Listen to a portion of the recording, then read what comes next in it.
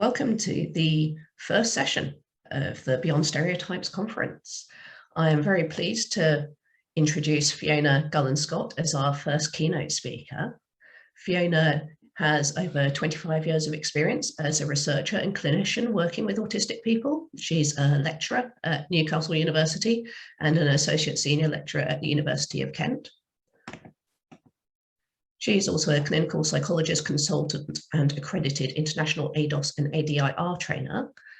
And she's been running professional training courses worldwide in these diagnostic tools for over 15 years and has trained clinicians in over 30 NHS trusts in the use of these diagnostic tools. So that's the biographical blurb that you could find out about Fiona if you Googled her. But I also like to introduce her in a more personal way. So I've known Fiona for about 5 years now.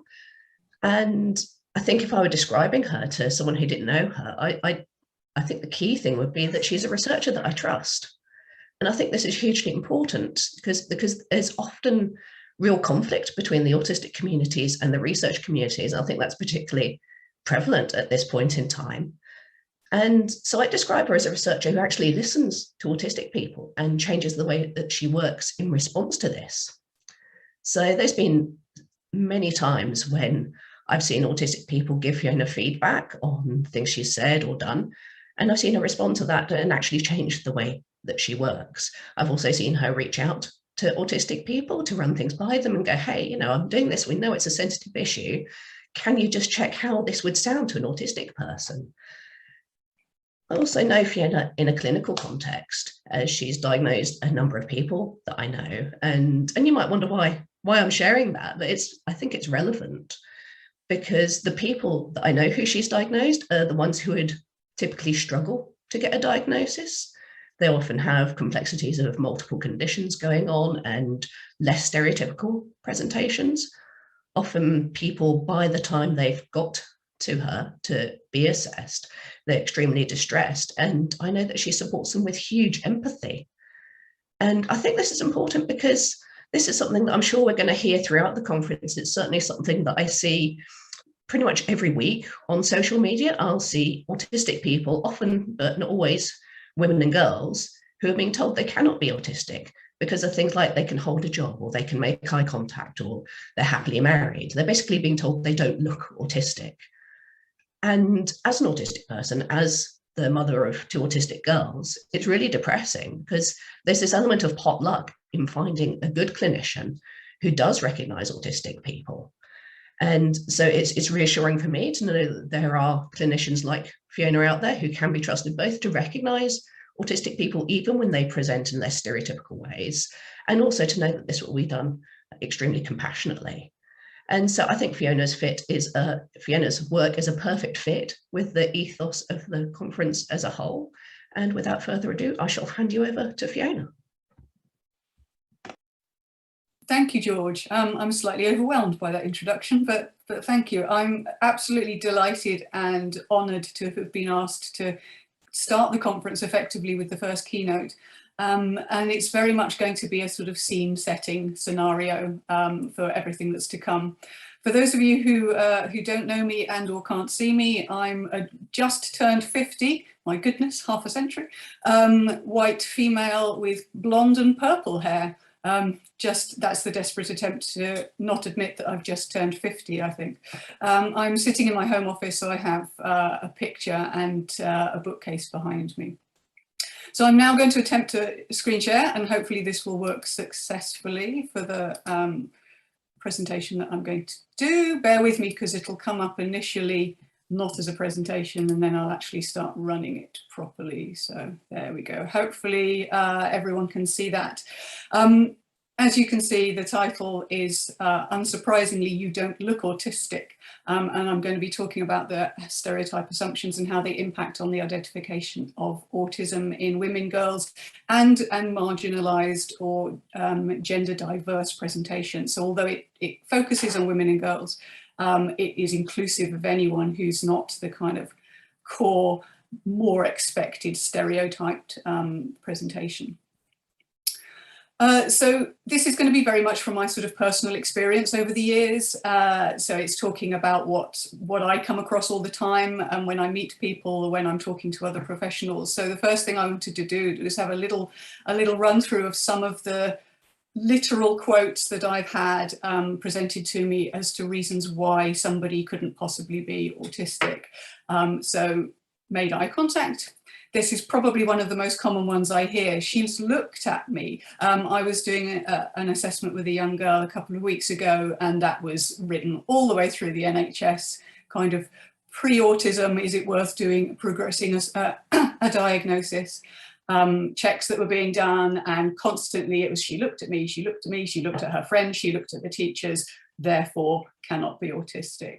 And that's so frustrating to hear, because it shows that there still remains this real difficulty in understanding eye contact and the significance of that, and that it's not about looking at someone, it's much more than that. Another one, she's gestured, she's smiling, there's facial expression. Again, most of the girls and women that I interact with do use gestures and smile. The presence of gestures and smiling is not a negative indicator of an indicator of an absence of autistic presentation. But again, this is something that commonly I hear. This is the other one that intensely frustrates me, particularly when I have women in front of me, is that they've been told, or someone said, oh, well, they've got trauma. There's a trauma in their history, so that explains everything.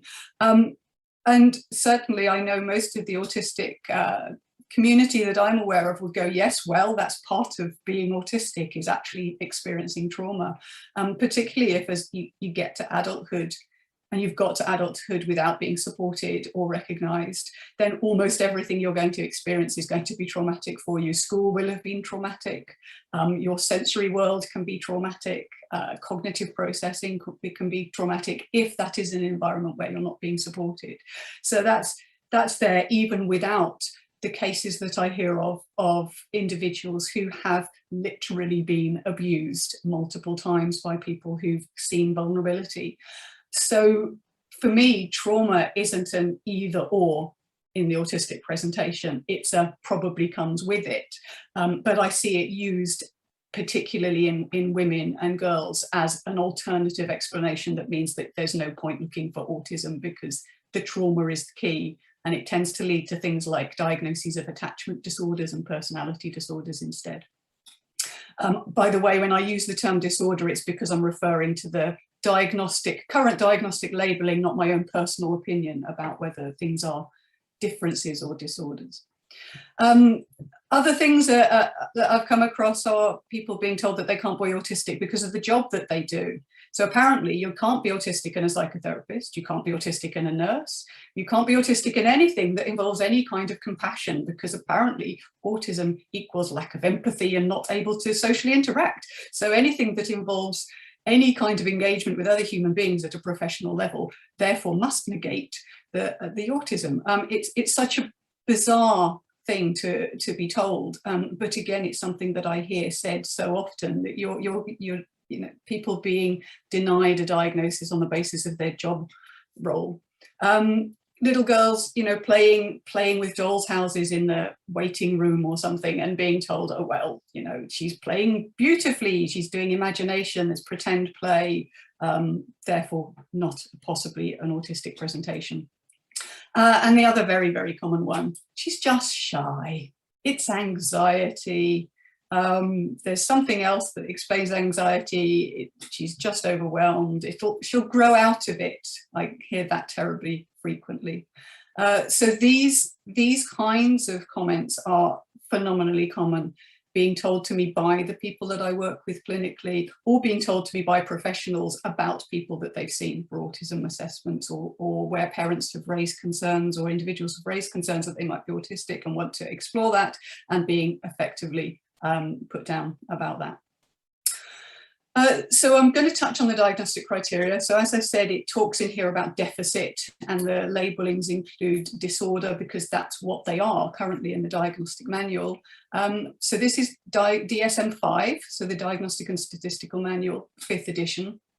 And it now talks about deficits, but differences in social and emotional reciprocity, in non-verbal communication, so eye contact, facial expression, gesture, intonation, in maintaining relationships appropriate to developmental level, and then difficulties or differences in terms of presentation of stereotyped speech or stereotyped movements or stereotyped use of objects, adherence to routines or rituals that's deemed excessive by somebody, abnormally intense or fixated or restricted interests, and hypo or hypersensitivity. So the language straight up that you get in terms of diagnostic criteria is very negative, but it's also very much it's very deficit based, and it's very extreme difference.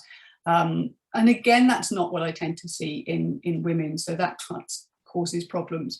So how these are assessed is based on widely researched presentations which tend to be male. So those criteria, those definitions are very based on historical experiences of more typical or more commonly identified presentations of externalized autism, and not so much on the presentations that you might see in females, which means that instantly you're at a disadvantage if you're a girl, because you're definitely not going to meet all of those criteria, or you're not going to meet them in a way that the diagnostic manual feels is significant.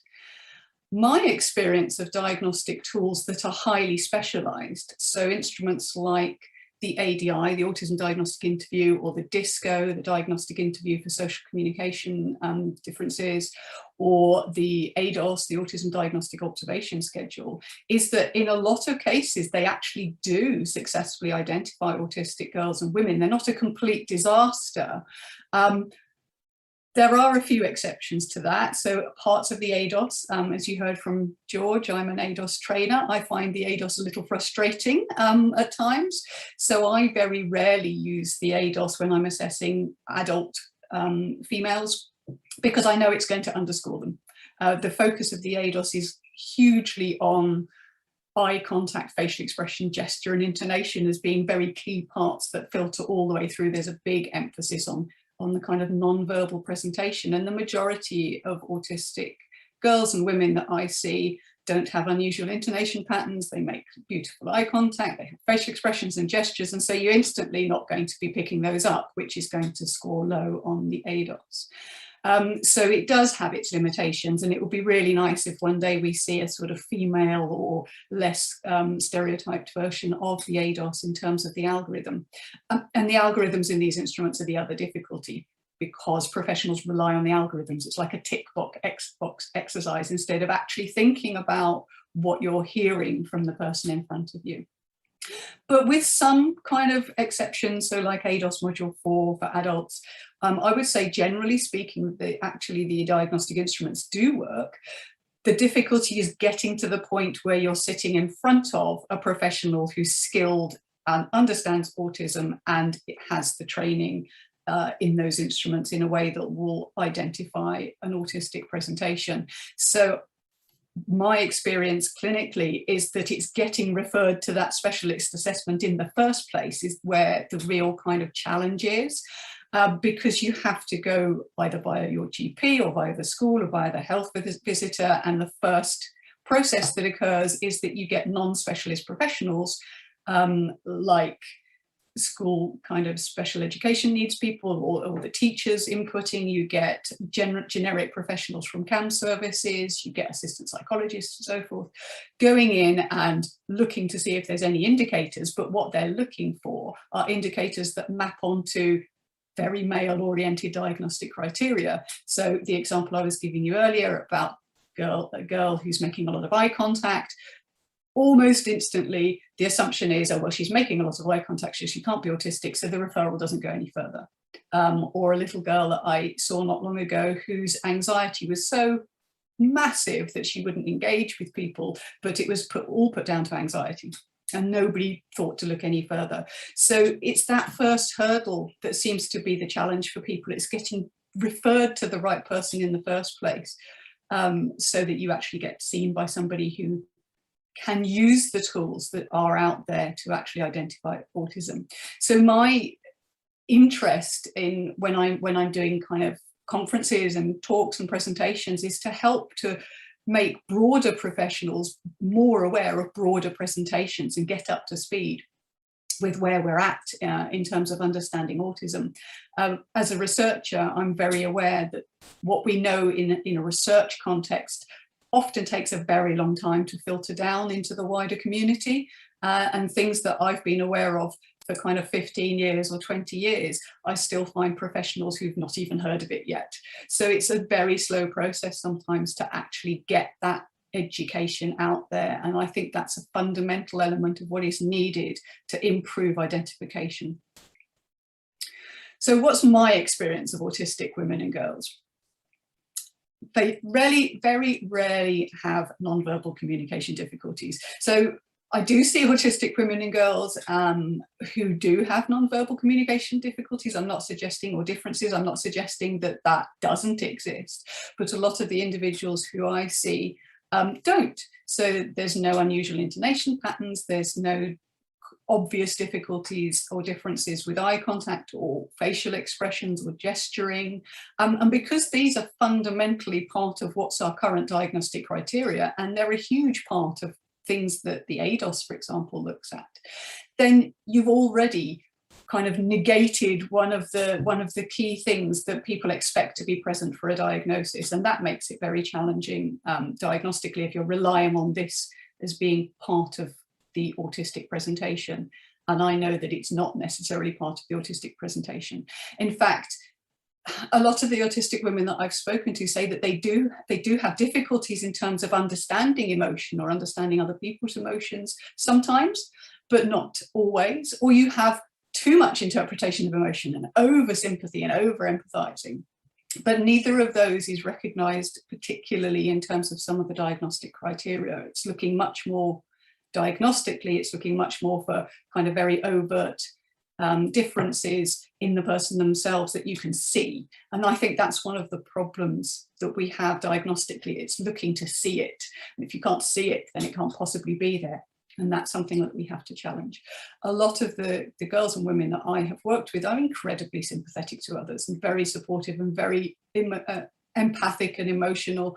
And to suggest that autism equates to difficulties with emotion or lack of emotion or lack of empathy is just wrong.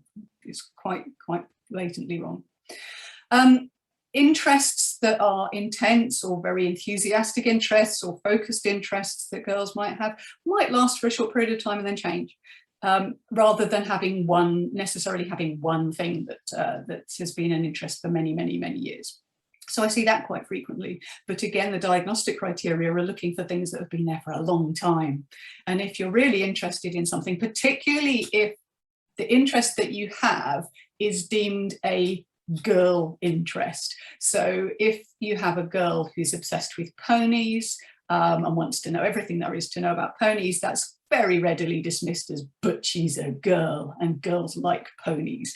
And so there's this assumption that you have to have a certain kind of interest. So unless you're interested in dinosaurs or Doctor Who or Pokemon or something that, or trains or something that's seen as more typically an autistic interest, then your interests can be very readily dismissed. And I know you're going to hear about that later on in the conference.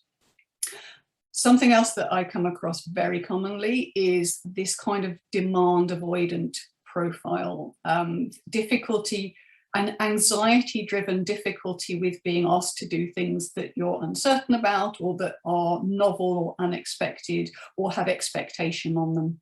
And the demand avoidant profile, it's not a diagnosis, but it's one that's becoming, I think, more recognized and more understood as being something within the autistic profile.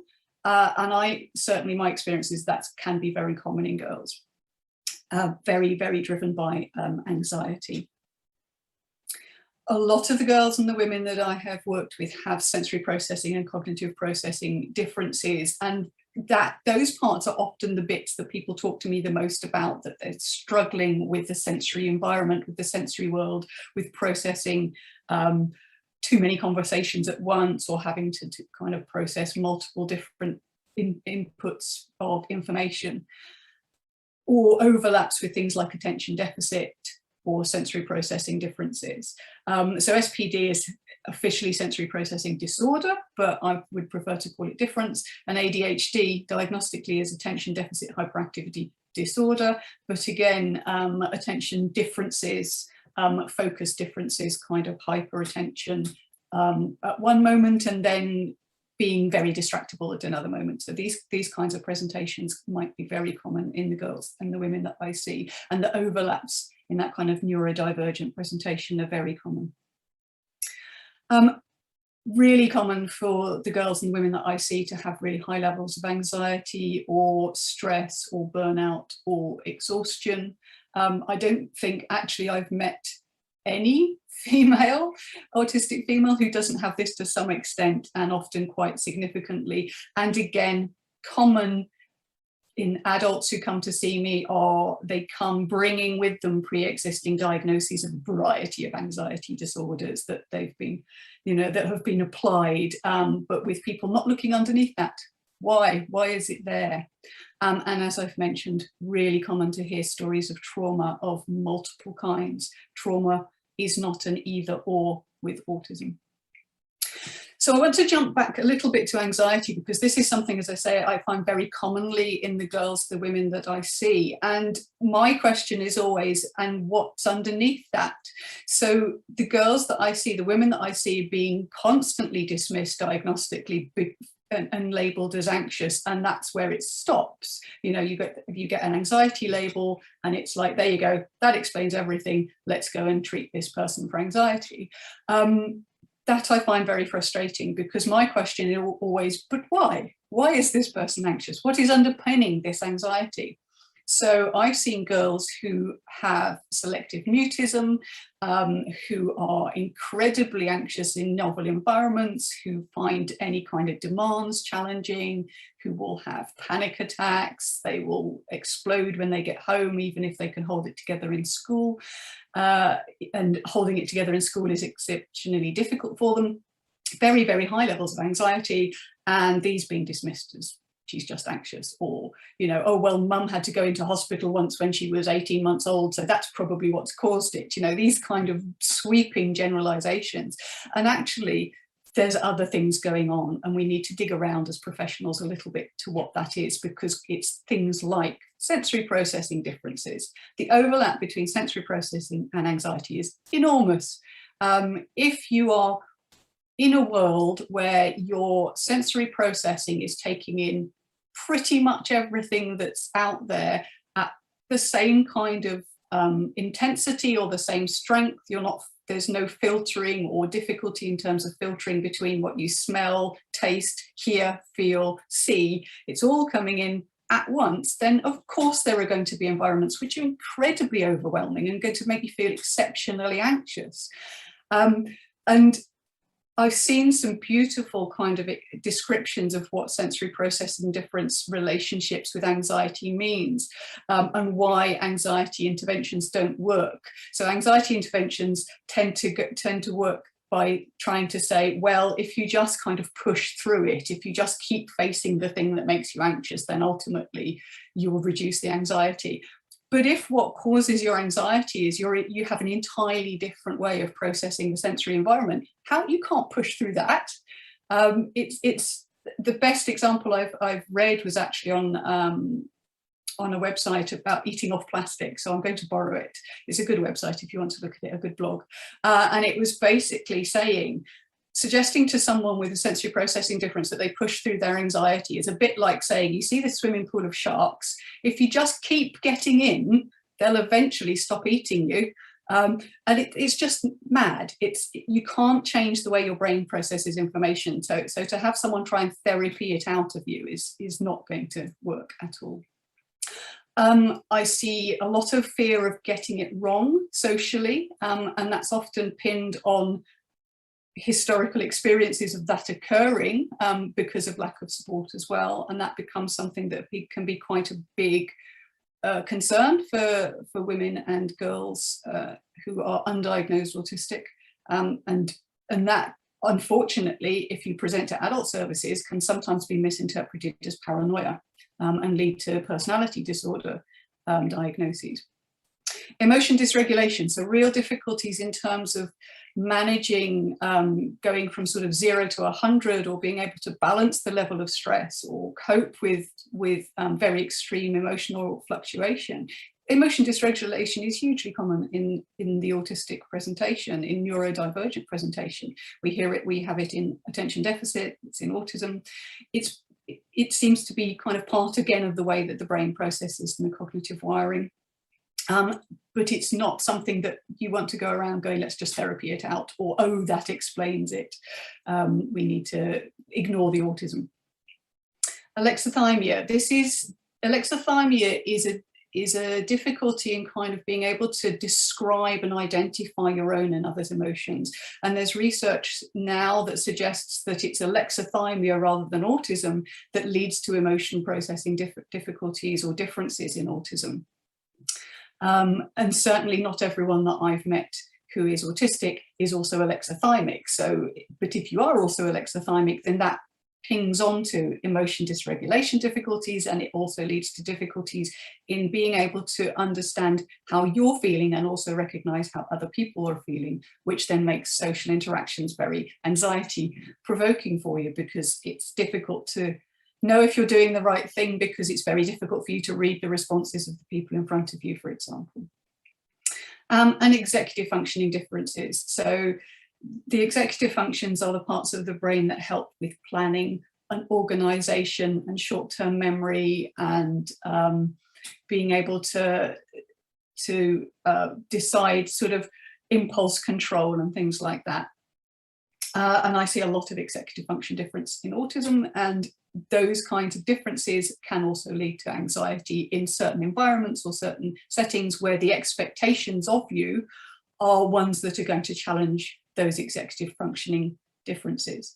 So when I see someone who's been dismissed as autistic because they're anxious, I would say, and why are they anxious? I want to understand where that anxiety comes from. And then the last one that's on here is intolerance of uncertainty. It's very common.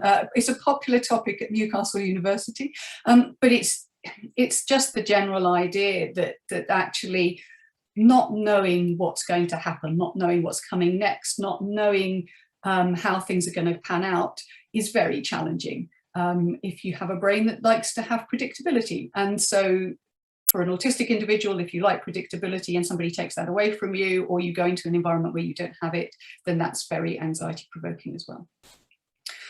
So I know I don't want to overrun too much, so I'm going to briefly highlight what people can look out for professionally in terms of how this might present. So if you see these kinds of presentations, using not to talk to particular people, talking through other people, or talking even through objects, so like dolls or teddy bears, demand avoidant behaviours, which frustratingly are often cited by others as being manipulative. I cannot stand people suggesting that there's manipulation occurring. This is desperate attempt to survive strategy, not manipulation. And demand avoidance is protection, it's self-preservation. Holding it together in school and then melting down at home. Please, if there are any school professionals attending, if a parent tells you that their child is having meltdowns at home, do not dismiss it simply because you don't see it in school. It's phenomenally common in autistic presentations, and it needs to be taken seriously. And then presentations that stem from often from undiagnosed, unsupported struggles that can then lead to such levels of anxiety that you can get self-harm, you can get eating disorders or abnormal or diverse eating practices, increases in restricted, repetitive behaviours, routines, rituals, and so forth. These kinds of more difficult presentations for individuals that might come from struggling in the world without a diagnosis. And social anxiety. Social anxiety is not an alternative to the autistic presentation. It commonly goes hand in hand with autism. So simply having a social anxiety diagnosis does not negate the possibility that someone might also be autistic. So my hope is that through conferences like this and through the research that's going on with colleagues that I'm aware of, there is going to be a growing understanding. You're going to hear during this conference about camouflaging and the way in which girls and women will mask or hide or try and fit in with the non-neurodivergent community around them, and the stress and the pressure that that puts on somebody to try desperately to be fitting in. Gender identity and the awareness that this can be different in autism, and we really need to improve our understanding, not just of it being male, female, but all of the gender identities that are out there and how that impacts on presentation and difference. Development of female-oriented measures, it's starting to happen. Measures that are going to be a little bit more targeted to the less stereotyped presentations. So I guess the message that I would like to leave my talk and start the conference with is, as professionals, we have to learn to think outside the box. We have to move away from the years of history of basing our construct of autism on male presentations that are externalizing presentations, and to actually start to listen to people who say that they're neurodiverse and listen to what they're telling us about what that means for them, and look at how that presents for those individuals. Thank you. Hello and welcome back. Sorry for those technical difficulties. We've lost George, but hopefully she'll be returning to us soon. Yeah, very, very shortly. So I want to start by introducing the project team who are presenting today, so that they can describe who they are and what they do within the project. So starting with Emma. Hi, I'm Dr. Emma Williams. I'm the psychology lead on the project, a co-investigator on the Playing a Part project. And in terms of what I look like, I'm white, sort of middle-aged, long reddish hair, and that says it all. Ruth? Hi, so I'm Dr. Ruth Herbert, and I'm a music psychologist, and I'm involved in the music and sound strand of the project. And in terms of what I look like, I have dark brown hair, I'm middle-aged, I'm white, I'm currently wearing a black t-shirt with a white cat on, and I'm in my study with a background of blue, which people quite seem to like. And finally, Jackie.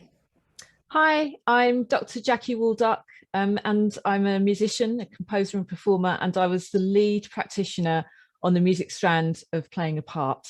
And I'm sitting in my home office with a shelf full of files behind me and a bit of a musical instrument as well.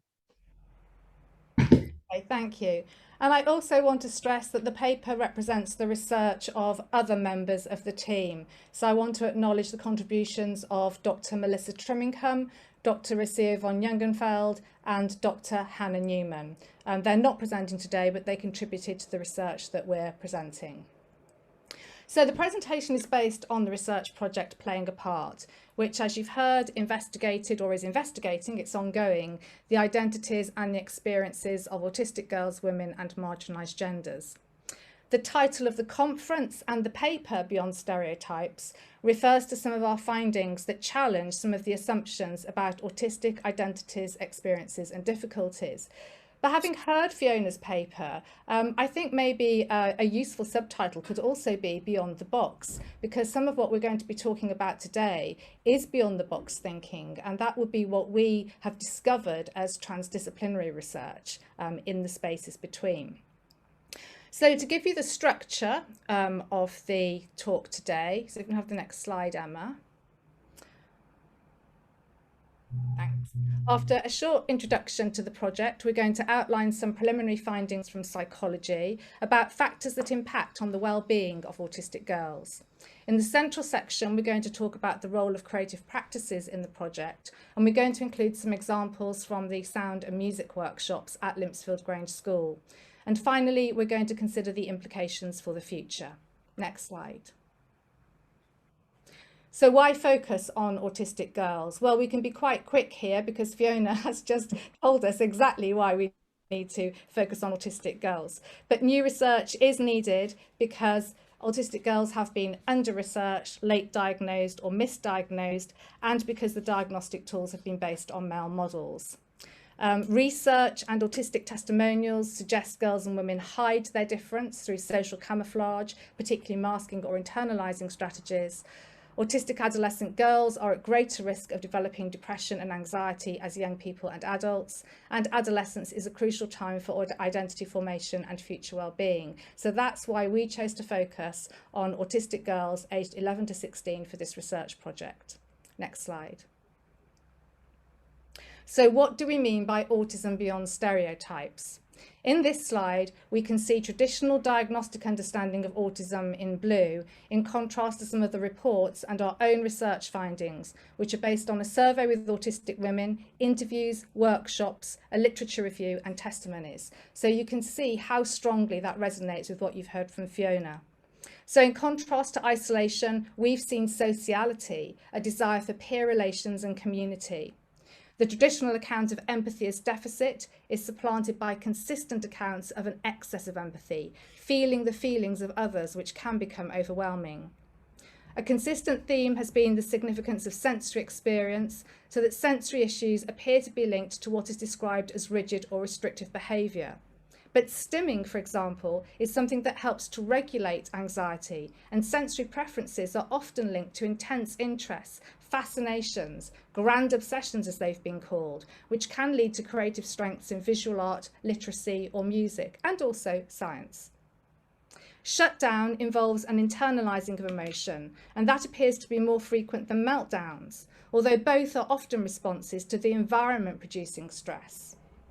And finally, we discovered socially creative strategies as autistic girls and women find ways of adjusting to the social environments and structures that they encounter that are non-autistic.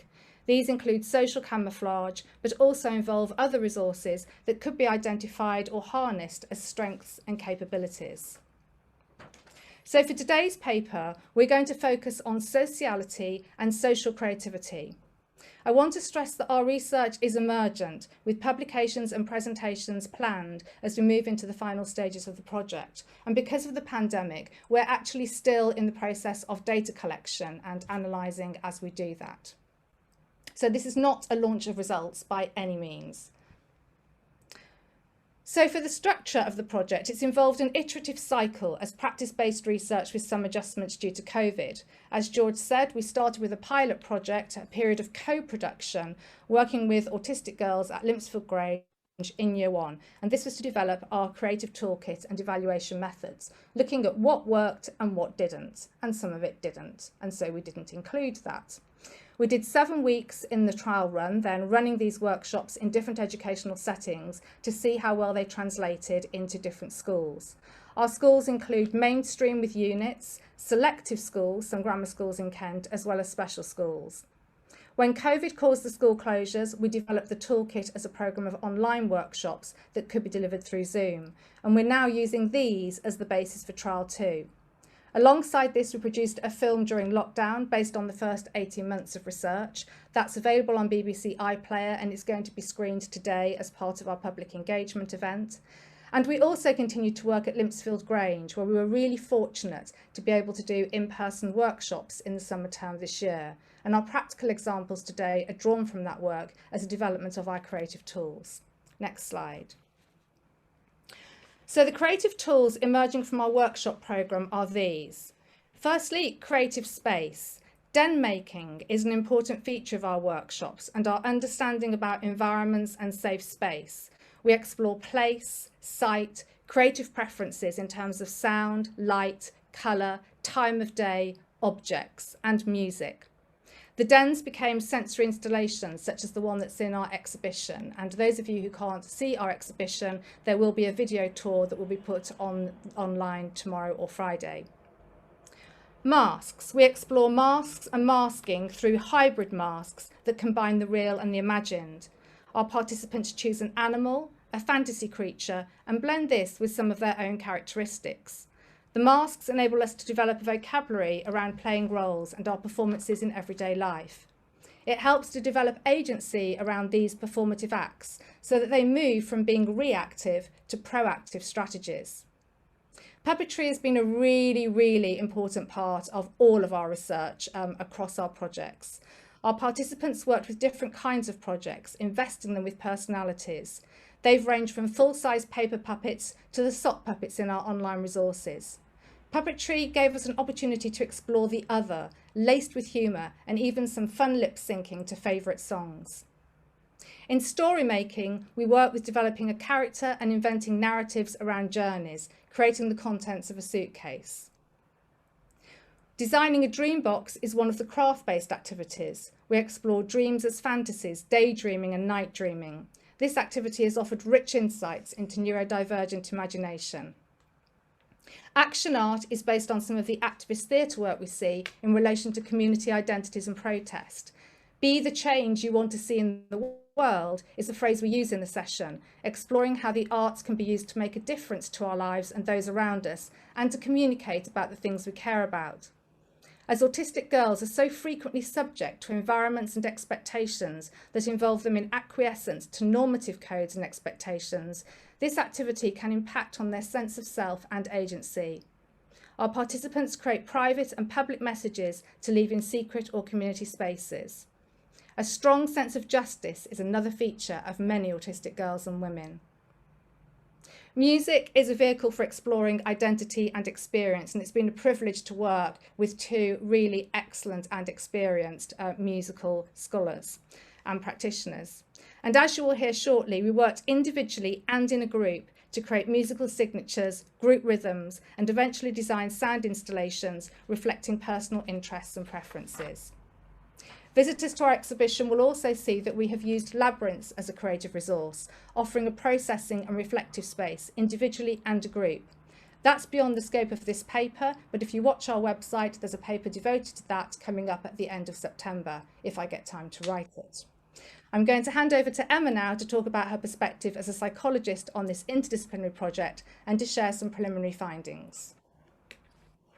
Okay, so as Nikki said, in this next section of the talk, I'm just going to share some of psychology's sort of early findings.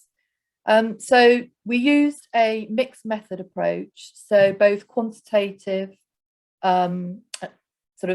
measures, that's standardized tests and questionnaires, alongside qualitative methods, so semi-structured interviews with the girls, focus groups, asking the girls to write reflective diaries, and also video documentation.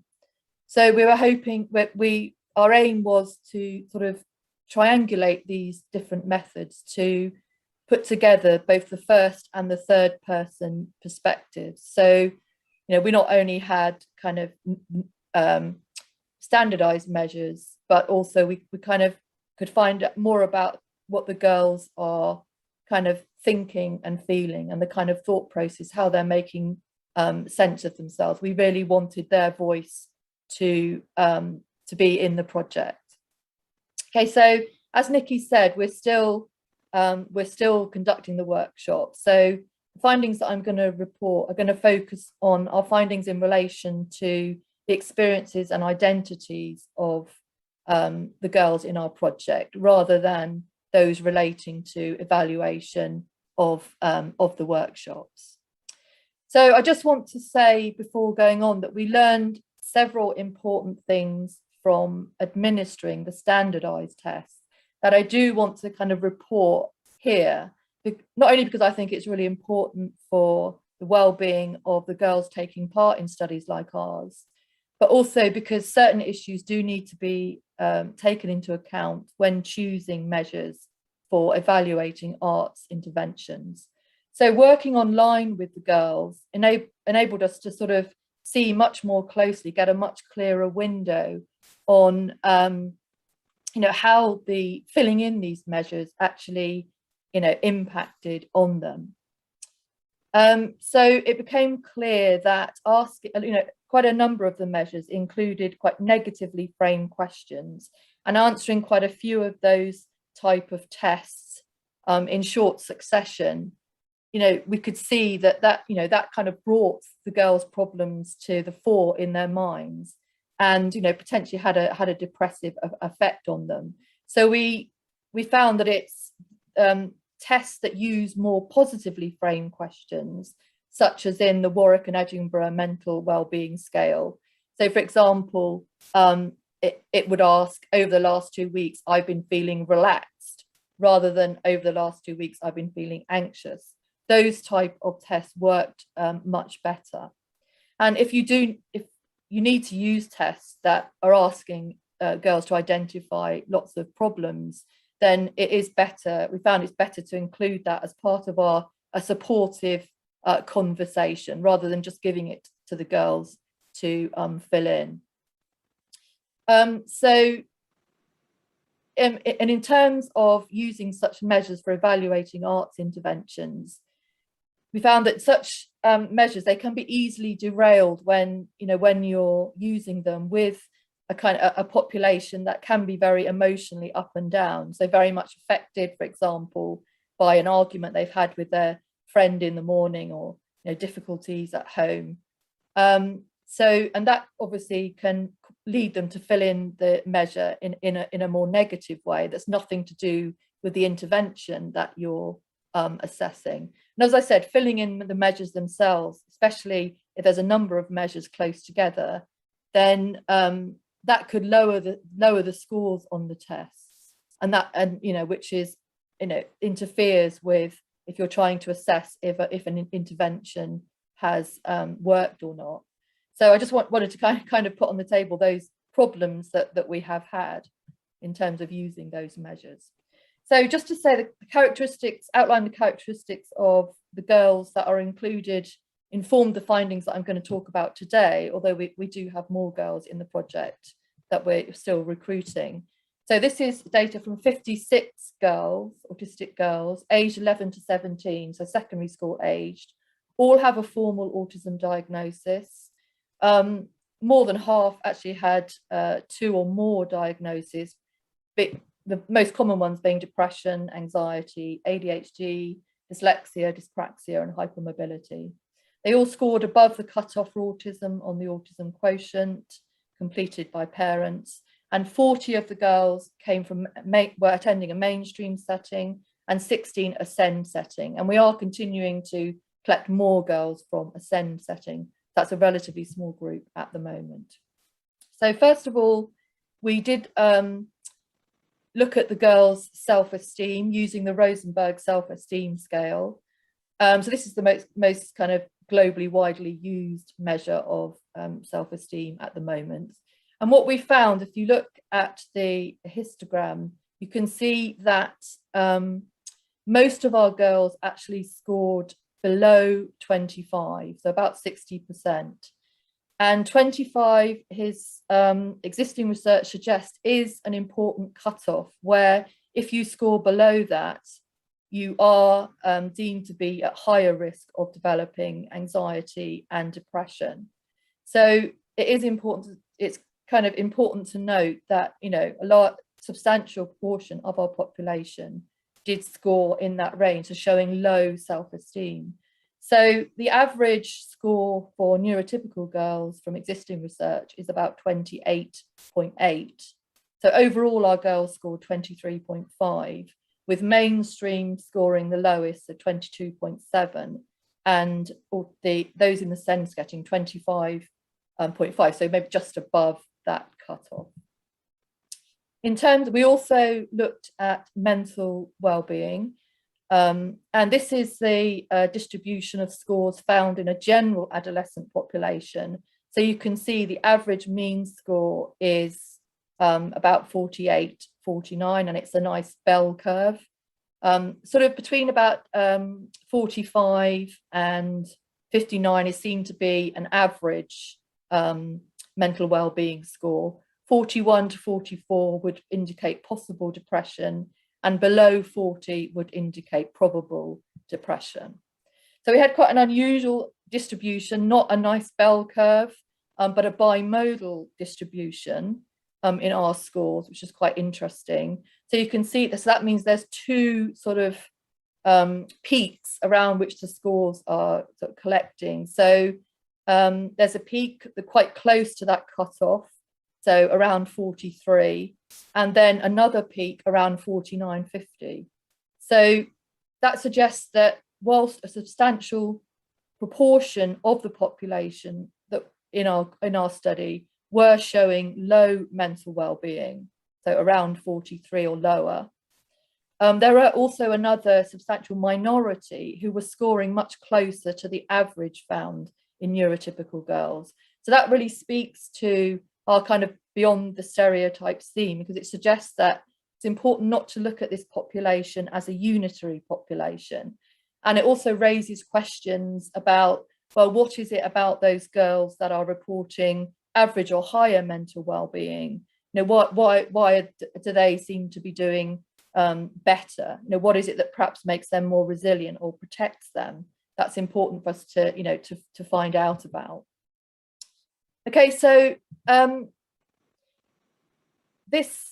so putting those self-esteem and mental well-being scores together in this scatter plot. So you've got mental well-being scores along the bottom axis and self-esteem along the side. So it's plotting the girls' mental well-being scores against their self-esteem scores. Okay, so each of the dots in this scatter plot represents a girl in our study, with the green dots representing mainstream girls and the red dots representing girls attending SEND. And obviously you can see that is a smaller number of those attending SEND. So the important thing to pay attention to is the way that the quadrants. So I've divided the graph according to, so here you've got the cutoff for average mental well-being. So those girls to the right are sort of average or higher mental well-being, and those to the left are lower.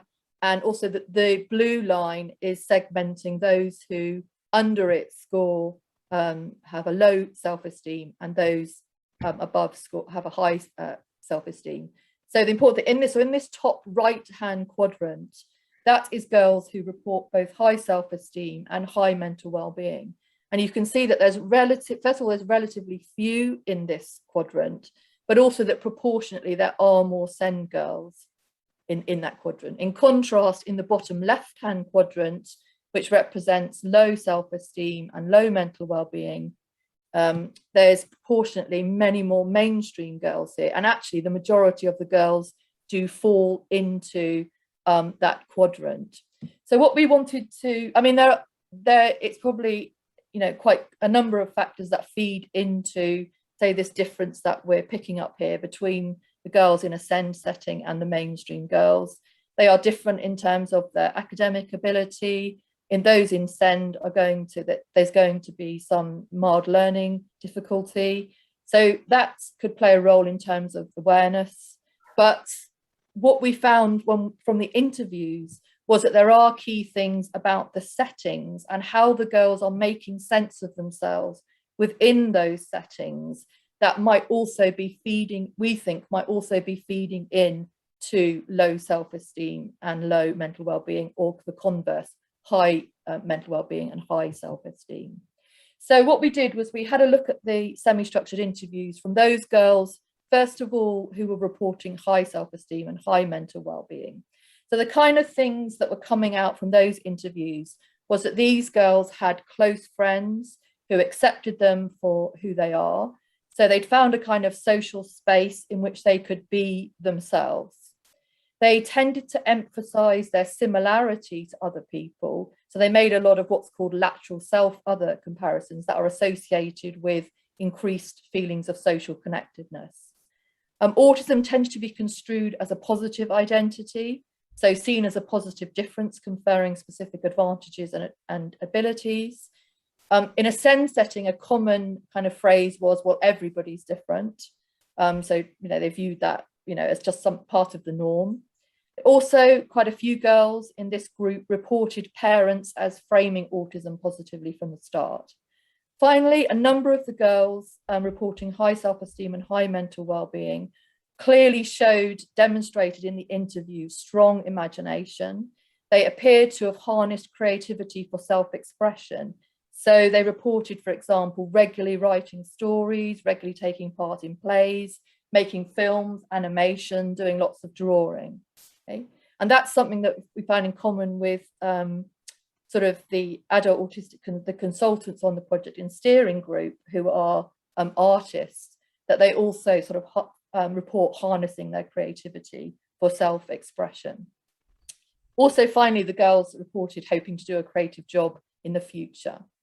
So in contrast, from the interviews from those girls reporting low self-esteem and low mental well-being, there was much more of an emphasis on being different to other people in a negative way and sort of not fitting in. They tended to make more unfavorable self-other comparisons, so seeing them as being not as good in some way to their peers. There were quite a few reports of experiences of rejection from peers and a desire to change in order to be accepted by those peers. In terms of autistic identity, there was a lot more ambivalence. There was acceptance of the diagnosis, but autism was associated with deficits and difficulties. And usually they were positive about themselves, but they believed that others viewed them negatively. And so that had an impact on how they thought about themselves negatively. And so that had an impact on how they thought about themselves and the autism. So there's kind of, you can see there's kind of, so coming out from there is this quite strongly, is this issue about social belonging and fitting in, where trying to fit in or feeling that you needed to change in order to fit in was something that was a pattern that we found in the girls with low self-esteem and low mental well-being. So that links in with our findings relating to camouflaging.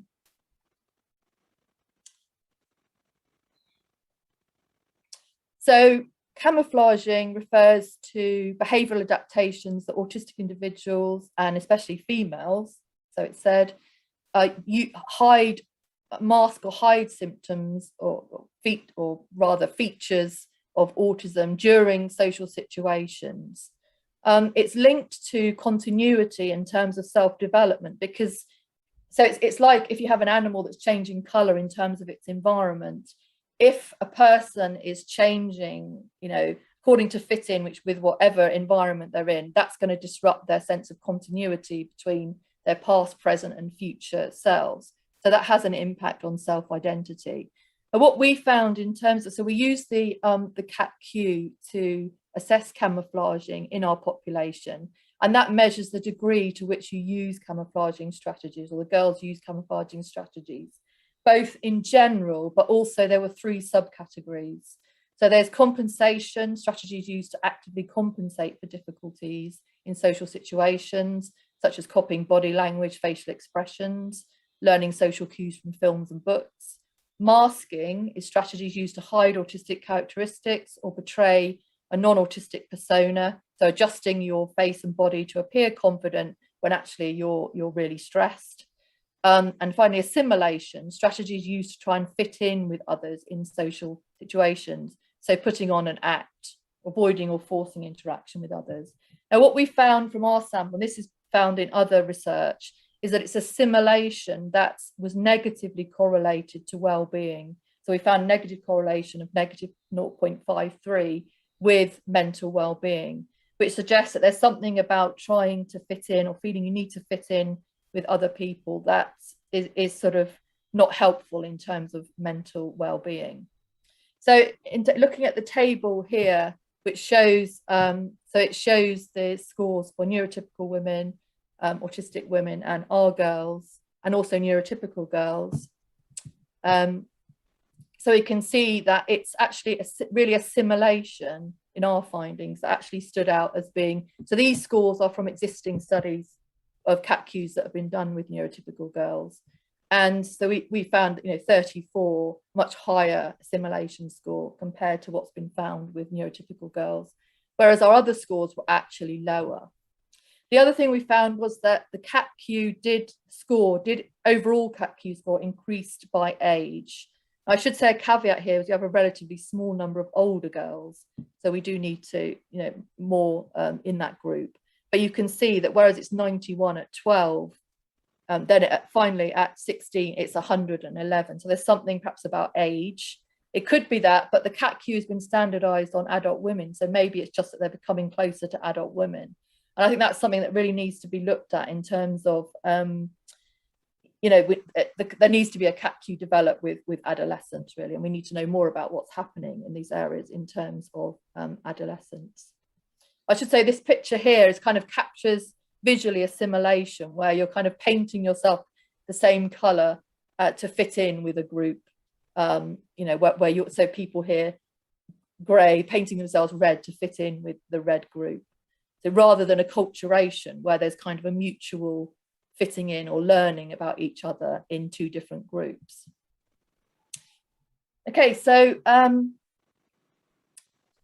I just want to kind of summarize to finish by saying that the things we've been picking up, low self-esteem, issues about being accepted, not feeling that you belong, lack of sense of self-continuity, are all really important components suggested by theories of identity that are really important to the self-development of identity. So it is kind of really important that we kind of pay attention to these things. And also to link in now to the arts work, there's increasing evidence of the value of arts to mental health and research with disenfranchised communities in terms of promoting agency, the development of self-identity, emotional expression and social relationships. So linking these two things, it suggests that creative arts really might have a role to play in supporting this, you know, vulnerable population in terms of their self-identity development.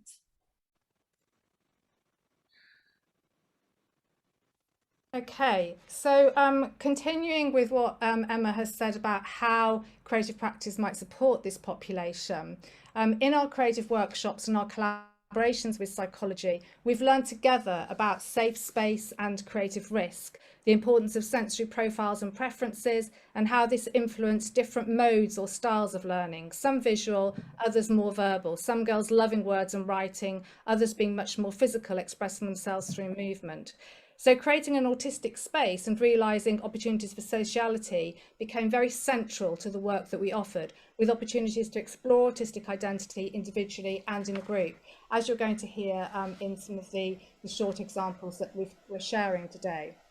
So looking at assimilation and performativity then on this slide and the implications for creative practices, you can see just from the language used how performative language is linked to assimilation, feeling the need to put on an act, conversation with others is not natural, avoid interacting with others in social situations, performing not being oneself in social situations, etc., etc.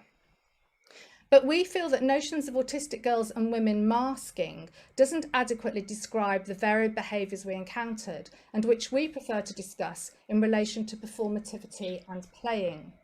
And I actually want to acknowledge Damien Milton's work here on the double empathy problem, because Milton has recast the problem of autistic people having little or no empathy into problems of cultural differences between groups, and that certainly seems to be something that our research has endorsed.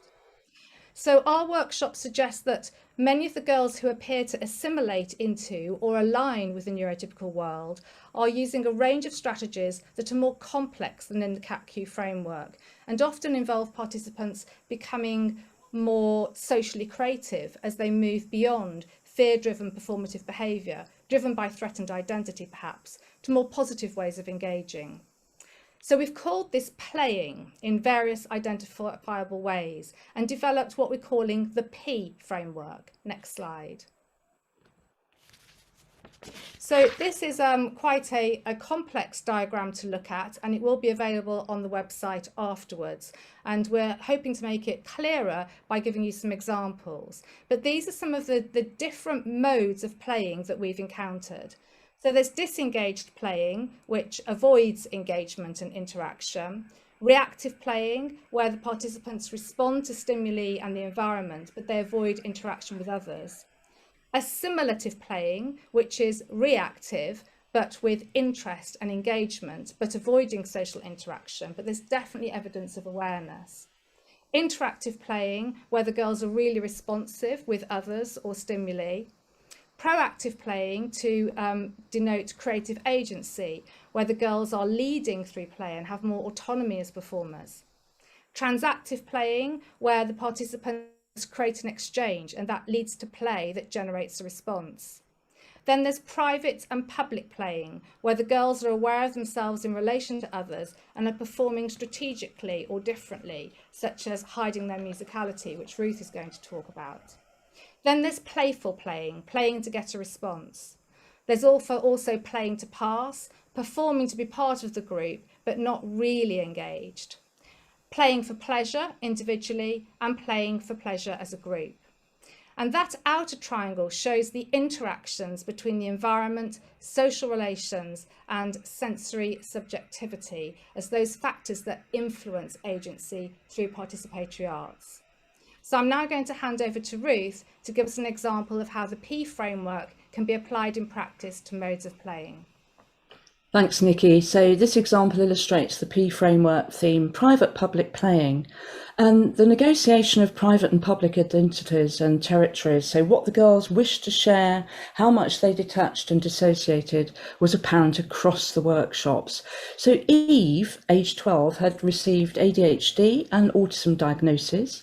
Lively and articulate, she possessed a strong sense of humour and frequently tested boundaries. What you see on the left of the slide is the sensory profile that we go through with the girls.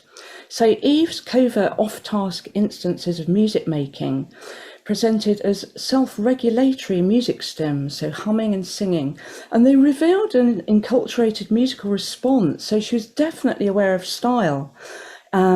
Really good vocal improvisation, vocal inflections, but she chose not to offer these to group creative tasks. Instead, she contributed quite basic and cautious musical ideas that fitted in, for example, just a single note or a drone. That's a clear example of assimilation. However, as the workshops progressed, this performing in the gaps or covertly moves beyond assimilation. In the first sequence, the first clip from this sequence, which was workshop 3, Eve initially inserts a piano melody she's been privately exploring within an ensemble composition. It's almost a humorous tease. She then moves to improvisational quiet singing over the ukulele, stops when it's noticed, looks immediately abstracted. First clip.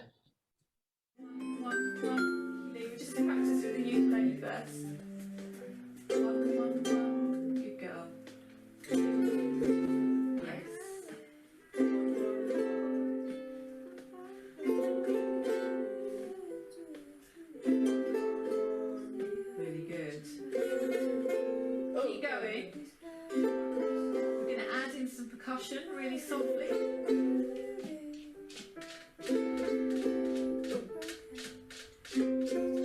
Put the drone in. And in a minute, in the second clip, which is the end of this session, note the transition from her acted out jokiness, which is another instance we could say of assimilation, to a reappearance of this private melody as the workshop leader talks about being in a creative in a way that's unique to you. There's ways in which you will be creative with music in a way that is unique to you. That's your experience. Yeah, but that's completely cool, because if what you want to do is bang the keyboard, that shows us something about how you're feeling and what you want to do musically. And if you want to make drones or play beautiful patterns.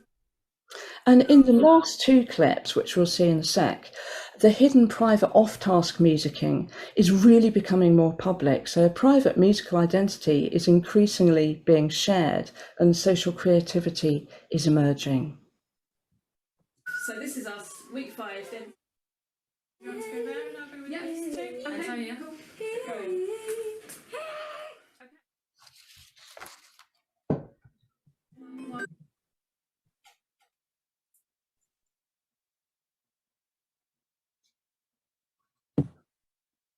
So here we have Ruby. This is another very short clip. Ruby is somebody who was selectively mute, who joined us at the very start of the project. And we're showing her 2 years later because she actually rejoined to be part of the music workshops last term. So this is Ruby at towards the end of the workshop programme, workshop 7, and she's having a dialogue with a practitioner. And we can see how here she is able to talk about her experience and her emotions through verbal and physical vocabularies. She has developed a repertoire of creative expression. We have to protect the identities of the girls, and so you hear her talking a little bit, but it is muted then so that voices are not recognisable. Excellent.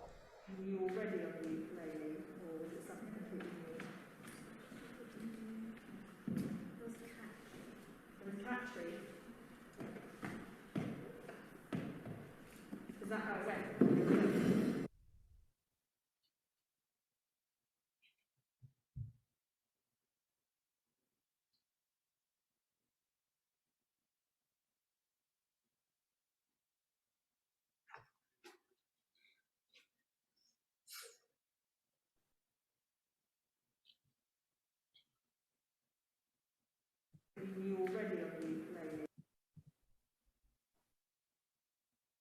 In this slide, 2 video clips will illustrate a trajectory in sociality. So via group music making, and this happens between weeks 1 and 3 of the project. Clip 1 shows an improvisation based on a shared pulse or beat. This quickly disintegrates, resulting in every participant spinning off into their own tempo. This is quite subtle on a first listening, but the overall effect is a blurring of musical pulse, begins to sound confusing.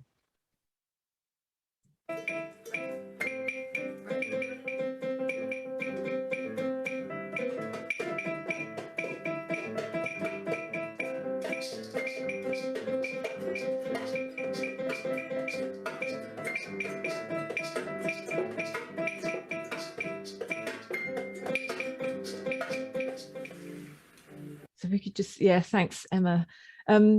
So this spinning out of a regular pulse happened repeatedly for the first 2 weeks of the project. And it could have been overwhelming sensorially, but it was tolerated through the coping mechanisms of private musicking and stimming. Those, on the other hand, further the sonic chaos.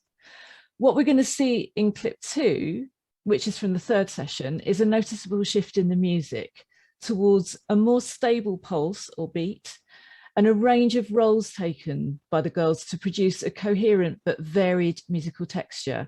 So they're playing a part in a musical system.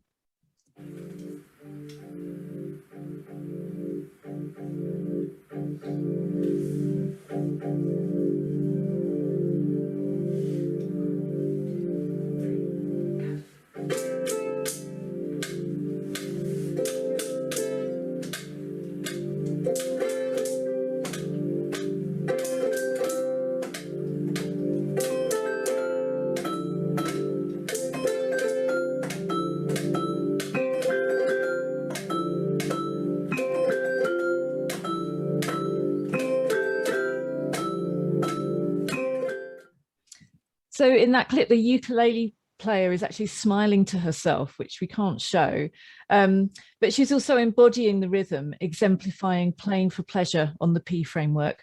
That's playing for sensory pleasure within a group. For the girls, sensory preferences relating to the group's musical sound come into play with a desire for sociality.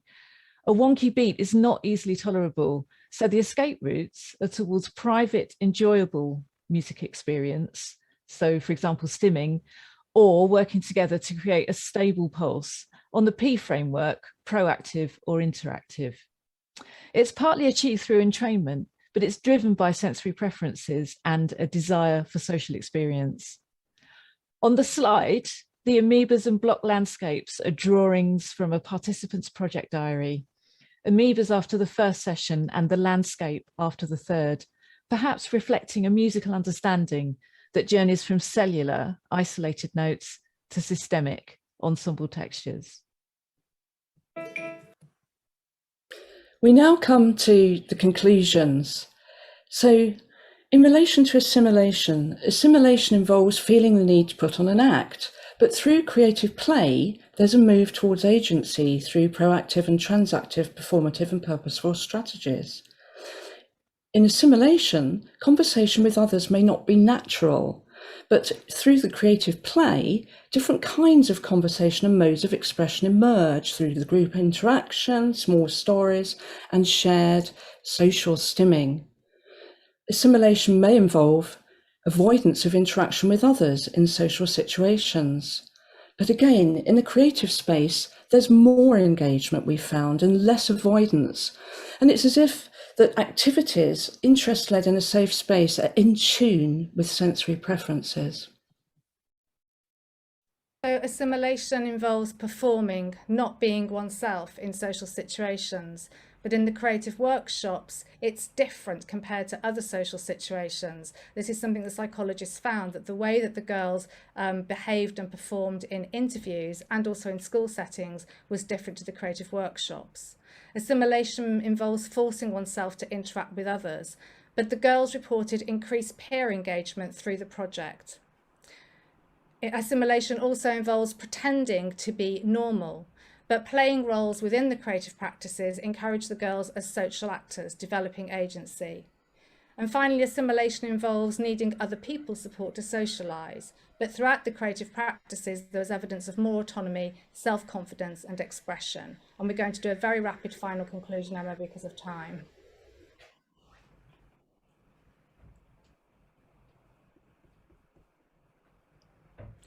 So in diagnosis, we feel there needs to be more awareness and recognition of the diversity of autistic experience.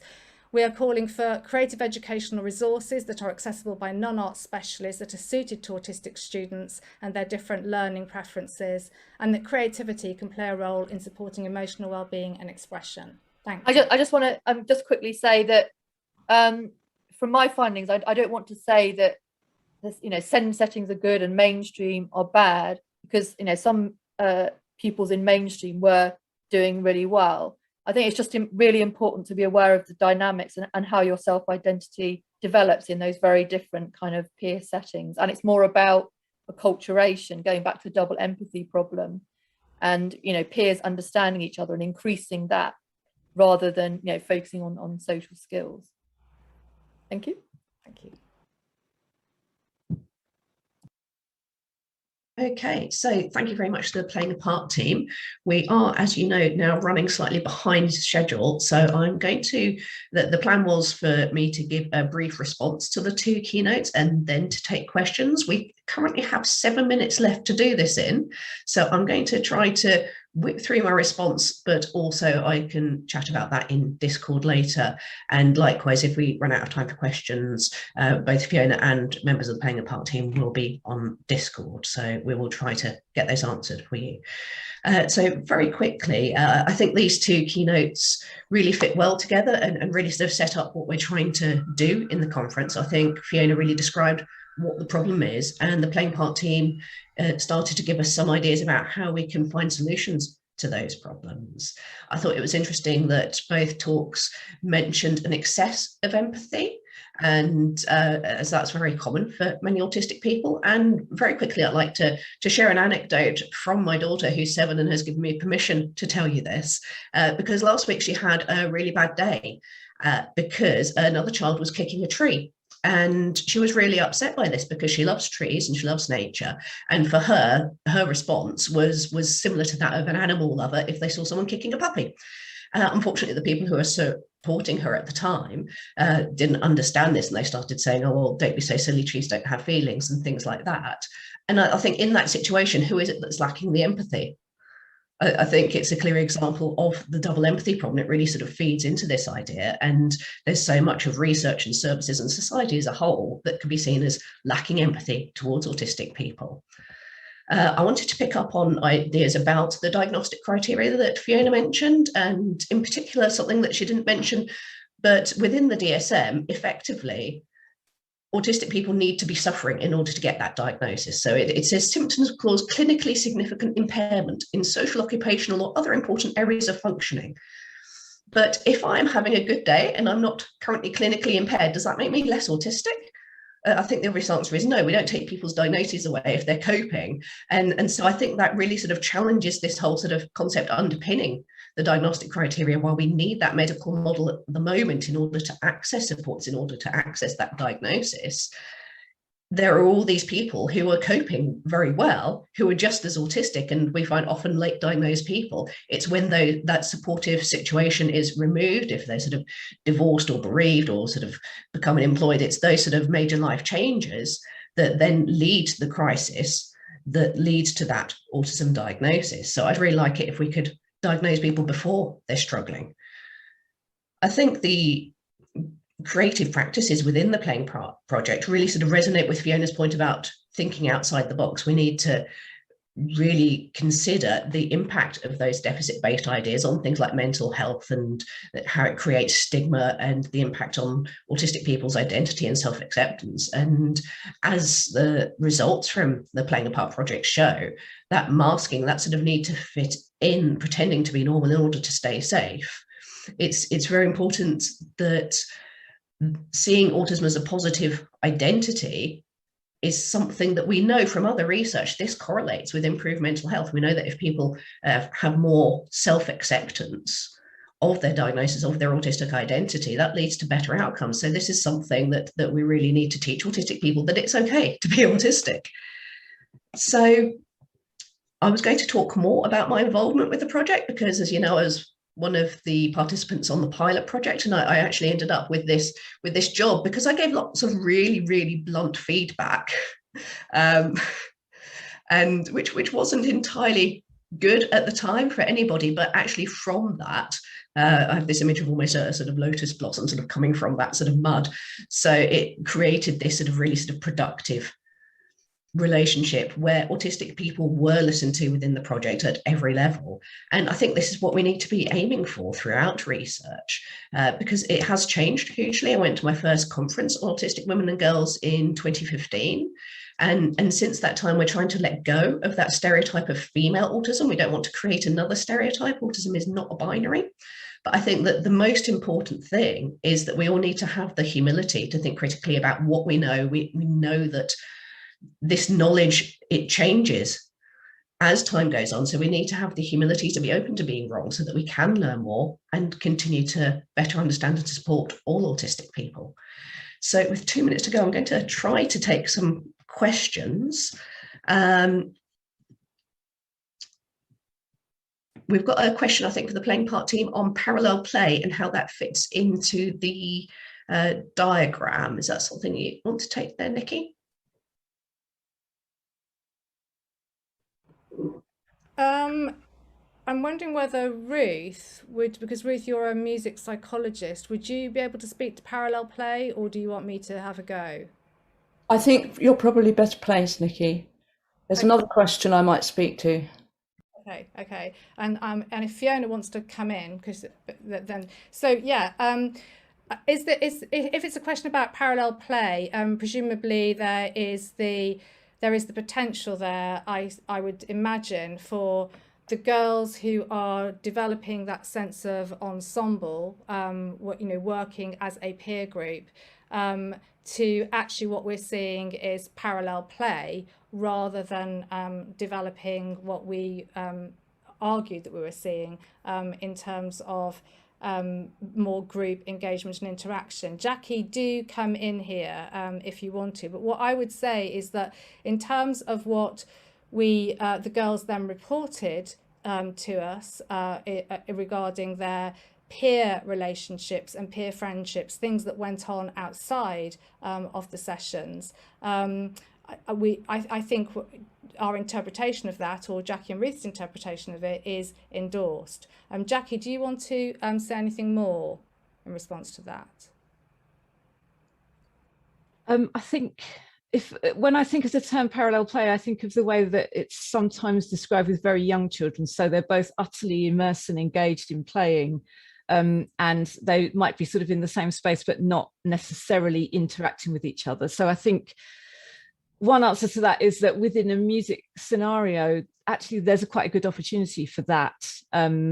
Those parts, you can be utterly involved in your own bit of what you're doing, and yet it fits into a texture. You may be more or less conscious of how it fits into that texture, and you may take a more sort of active or proactive or transactive, as we call it, role in shaping that texture. I think within music, there are maybe lots of forms of parallel play. So it might be that you are parallel playing, but that's a little bit involved in playing to pass, and sort of it might be slightly assimilative, or it might not be. It might be much more playing for pleasure in your own space, in your own world, in a way that doesn't engage with what everyone else is doing. But I think it's a brilliant term for us to think about, actually, in relation to the P framework. So thanks. Thank you very much. Okay, I'm afraid we are running over time now, and we think it's very important that everyone does actually get a break between sessions. So do continue the conversation over on Discord. We will have Fiona and members of the Playing a Part team on the Discord chat there within that channel, so we can answer some more of these questions there. But otherwise, we shall see you for the next session. Thank you very much.